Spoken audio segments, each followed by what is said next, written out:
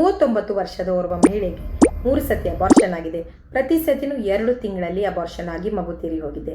ಆದರೆ every time ಅವ್ರು ಮಾಡಿರೋದು ಒಂದೇ, ಪ್ರೆಗ್ನೆಂಟ್ ಆದಮೇಲೆ ತಾಯಿ ಮನೆಗೆ ಹೋಗಿ ರೆಸ್ಟ್ ಮಾಡಿದ್ದಾರೆ, ಈ ಸತಿ ಆದರೂ ಮಗು ಸಿಗತ್ತೆ ಅನ್ನೋ ಒಂದು ಆಸೆಯಲ್ಲಿ. ಆದರೆ ಪ್ರತಿ ಸತಿನೂ ಅಬಾರ್ಷನ್ ಆಗಿದೆ.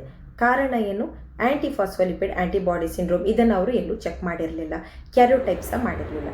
ಸೊ ರಿಪೀಟೆಡ್ ಅಬಾರ್ಷನ್ ಆದಾಗ ಜಸ್ಟ್ ರೆಸ್ಟ್ ಮಾಡೋದಷ್ಟೇ ಮುಖ್ಯ ಅಲ್ಲ. ಎಷ್ಟೋ ಅಬಾರ್ಷನ್ಗೆ ಆಂಟಿಫಾಸ್ಫೋಲಿಪಿಡ್ ಆಂಟಿಬಾಡಿ ಕಾರಣ. ತಮ್ಮಲ್ಲಿ ಮಗುವಿನಲ್ಲೇ ದೋಷ ಇರ್ಬೋದು, ಕ್ಯಾರಿಯೋಟೈಪ್ ಅಬ್ನಾರ್ಮ್ಯಾಲಿಟಿ ಇರ್ಬೋದು, ಅದು ಕಾರಣ. ಸೊ ಈ ಪೇಷಂಟಿನಲ್ಲಿ ಆಪ್ಲಾ ಟೆಸ್ಟ್ ಮಾಡಿದಾಗ ಸಿಸ್ಟಿನ್ ಲೆವೆಲ್ಸ್ ತುಂಬಾ ಜಾಸ್ತಿ ಬಂದಿದೆ. ಅದಕ್ಕೆ ನಾವು ಇದಕ್ಕೆ ಸಿಂಪಲ್ ಬ್ಲಡ್ ಥಿನ್ನರ್ಸ್ ಟ್ರೀಟ್ಮೆಂಟ್ ಅನ್ನು ಸ್ಟಾರ್ಟ್ ಮಾಡಿ ಪ್ರೊಜೆಸ್ಟ್ರಾನ್ ಸಪ್ಲಿಮೆಂಟ್ ಅನ್ನು ಕೊಟ್ಟಿದ್ದೇವೆ. ಇದಕ್ಕೆ ದಿನ ಒಂದು ಪೇಷಂಟ್ ಇಂಜೆಕ್ಷನ್ ತಗೊಳ್ಬೇಕು. ಸ್ವಲ್ಪ ಅವ್ರಿಗೆ ಗಾಬರಿ ಆದ್ರೇನು ನಾವು ಅವರಿಗೆ ಒಳ್ಳೆ ಸಪೋರ್ಟ್ ಅನ್ನು ಕೊಟ್ಟಿದ್ದೇವೆ.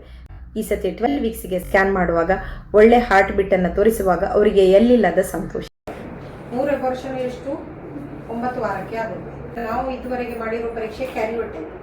ಸಮಸ್ಯೆ ಬಂದದ್ದು ಈ ಟೆಸ್ಟ್ ಅಲ್ಲಿ, ಆಪ್ಲಾ ಟೆಸ್ಟ್ ಅಲ್ಲಿ. ಆಪ್ಲಾ ಟೆಸ್ಟ್ ಅಲ್ಲಿ ಈಗ ಏನು ಬಂದಿದೆ, ರಕ್ತ ಹೆಪ್ಪುಗಟ್ಟುವಂತ ಒಂದು ಪ್ರಕ್ರಿಯೆ ಜಾಸ್ತಿ ಇದೆ.